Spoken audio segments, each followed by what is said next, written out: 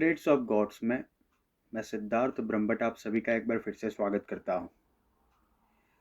मेरे सभी व्यूअर्स को मैं चैत्र नवरात्रि की बहुत बहुत शुभकामनाएं देता हूं और आप सभी की मैं क्षमा चाहता हूं कि बहुत दिनों से मैं वीडियोस नहीं डाल पाया, थोड़ा मैं बिजी हूं। अभी इस वीडियो में आज चैत्र नवरात्रि का 5वां दिन है, यानी कि आज स्कंद माता की स्वरूप की पूजा की जाएगी।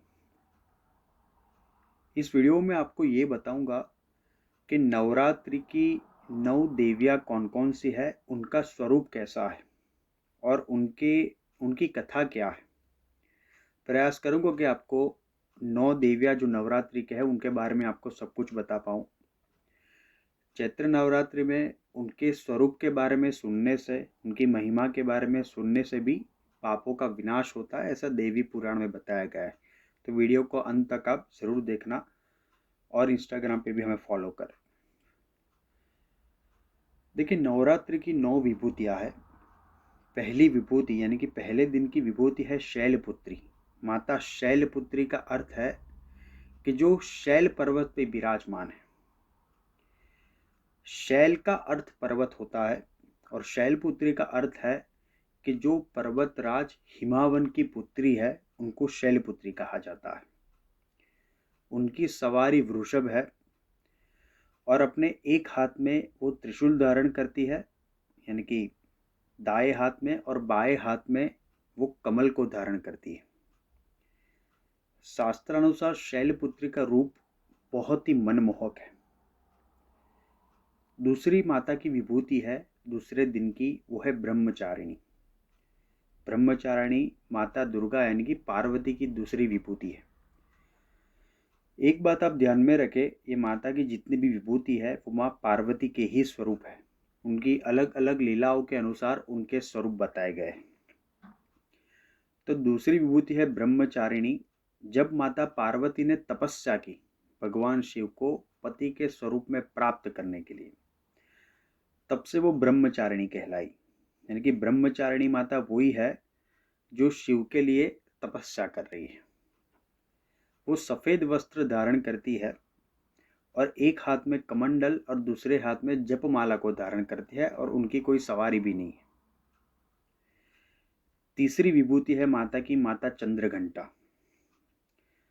माता चंद्रघंटा अपने माथे पर अर्धचंद्र को धारण करती है, बिल्कुल भगवान शिव की तरह, और अपने एक हाथ में वो घंट उसको भी धारण करती है। इसलिए उनको चंद्रघंटा कहा जाता है, जिनके माथे पे चंद्र है और जिनके हाथ में घंट है।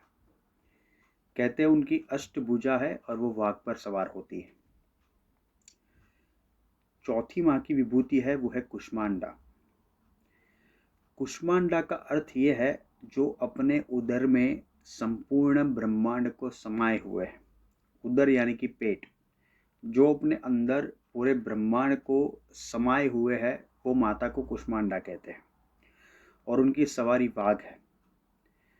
कहते हैं कि जब सृष्टि में कुछ नहीं था, देवी पुराण के अनुसार आपको बता रहा हूँ, चारों ओर अंधकार था, कुछ नहीं था, तब माता जगदम्बा ने अपनी एक मीठी मुस्कान से ब्रह्मांड की रचना कर दी थी, इसलिए उनको कुष्मांडा कहा गया। अगली विभूति, पांचवी विभूति यानी कि आज की विभूति अगर कहे हम, क्योंकि ये 5वां दिन है नवरात्रि का, आज मैं वीडियो बना रहा हूँ, तो वह है स्कंद माता। स्कंद का अर्थ है कार्तिकेय। जो कार्तिकेय की माता है वो स्कंद माता है। स्कंद माता देवताओं और असुरों दोनों की आराध्य देवी रही है। उनके 4 हाथ हैं। एक हाथ में उन्होंने स्कंद को ऐसे पकड़कर अपने पास बिठाया है। उनके दूसरे हाथ में कमल है। एक हाथ से वो आशीर्वाद मुद्रा यानी कि आशीर्वाद दे रहे हैं और आखिरी यानी कि चौथे हाथ में वो कमल के पुष्प को धारण किए हुए है। यानी कि माता के एक हाथ में स्कंद, दूसरे 2 हाथ में उन्हें कमल के पुष्प को धारण किया है और एक हाथ से वो आशीर्वाद मुद्रा दे रही है, वो स्कंद माता। अभी स्कंद माता के बारे में अगर आप जानना चाहेंगे तो स्कंद पुराण में उनकी महिमा का बहुत महिमा मंडन उनका स्कंद माता का बहुत किया गया है, जो पार्वती का ही एक स्वरूप है। कार्तिकेय की माता होने के कारण उनको स्कंद माता कहा गया है। फिर अगली विभूति, छठी विभूति है कात्यायनी, माँ कात्यायनी।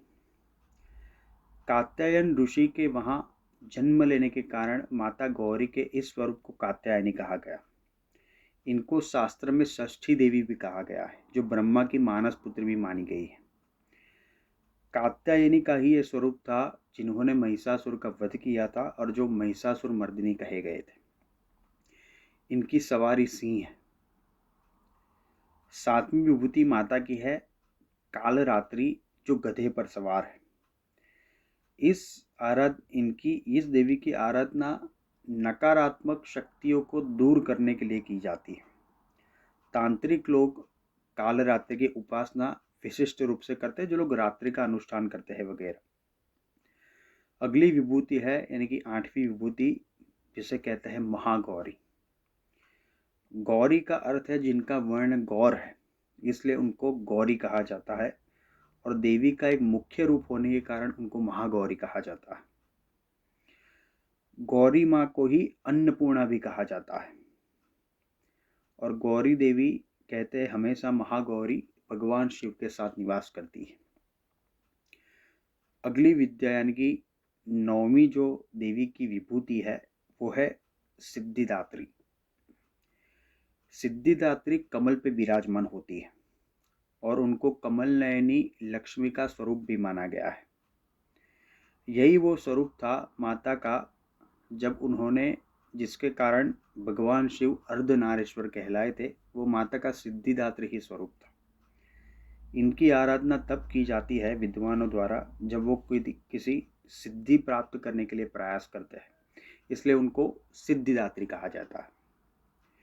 तो धन्यवाद। आप हमारे चैनल पे सब्सक्राइब करें, अपने कमेंट्स दीजिए, हमें इंस्टाग्राम पे भी फॉलो करें। Thank you so much.